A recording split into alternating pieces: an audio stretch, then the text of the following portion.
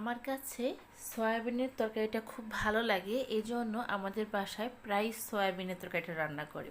আমার মায়ের হাতের এই রেসিপিটা ভীষণ টেস্টি হয়ে থাকে। আজকে তাই আমি আপনাদের সাথে আমার মায়ের হাতের এই সয়াবিনের তরকারির রেসিপিটা শেয়ার করব। এই জন্য এখানে সয়াবিনের দানা নিয়ে নিয়েছি। আমি একটু ছোট সাইজের সয়াবিন দিয়ে আজকে সয়াবিনের তরকারিটা রান্না করব। আপনারা চাইলে যেটা বড় দানার সয়াবিন আছে সেটা দিয়েও এই রেসিপিটা করে নিতে পারেন।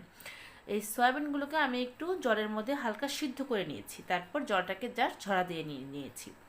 কড়াইতে দিয়ে দিয়েছি সামান্য সরষের তেল, আর এখানে দিয়েছি 2টা তেজপাতা, 1 চামচ আস্ত জিরা। এটা ফোড়ন দিয়ে যে সয়াবিনের দানাগুলো আমি সিদ্ধ করে রেখেছিলাম সেগুলো দিয়ে দিলাম। এখানে দিয়ে দিলাম 2 টেবিল চামচ আদা বাটা, 1 চামচ হলুদ গুঁড়া, ঝালের জন্য দিলাম 1 চামচ শুকনো মরিচের গুঁড়া, আর স্বাদ মতো লবণ। এই দিয়ে এই সয়াবিনটাকে খুব ভালো করে কষিয়ে নিয়েছি। সয়াবিনগুলোকে কিন্তু আমি আগে থেকে ভেজে নিইনি, আপনারা চাইলে সয়াবিনগুলোকে লবণ আর হলুদ মেখে একটু ভেজেও নিতে পারেন।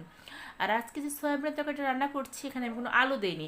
আপনারা চাইলে যদি আলু খেতে পছন্দ করেন এখানে সয়াবিনের সাথে কিছুটা আলু অ্যাড করতে পারেন, সেটাও ভালো লাগে। এখন সয়াবিনগুলোকে খুব ভালো করে কষিয়ে নিচ্ছি।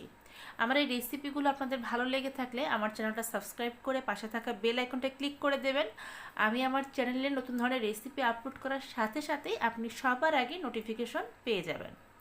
দেখুন সয়াবিনটাকে কিন্তু ভালো মতো কষানো হয়ে গেছে, কারণ তেল ভেসে উঠেছে। খুব একটা বেশি এখানে আমি তেল দিইও নি। যখন দেখবেন সয়াবিন এরকম ভাজা ভাজা হয়ে আসছে এখানে আমি দিয়ে দিলাম গরম জল। আমি কিন্তু ঠান্ডা জল দিইনি, এখানে গরম জল দিয়েছি। আর যেহেতু আলু দিইনি তাই সয়াবিনটা কিন্তু আগে থেকে সিদ্ধ করা ছিল।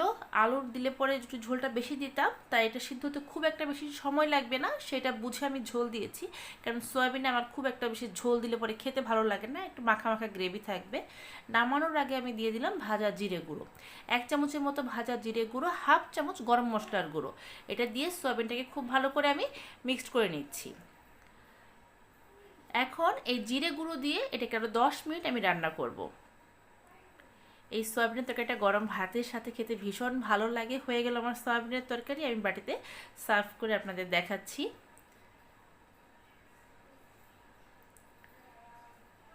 ঝোলটা কিন্তু আমি একটু কমই রেখেছি, আপনারা চাইলে কিন্তু এখানে আরেকটু বেশি পরিমাণে ঝোলও রাখতে পারেন, তাতে কোনো সমস্যা নেই।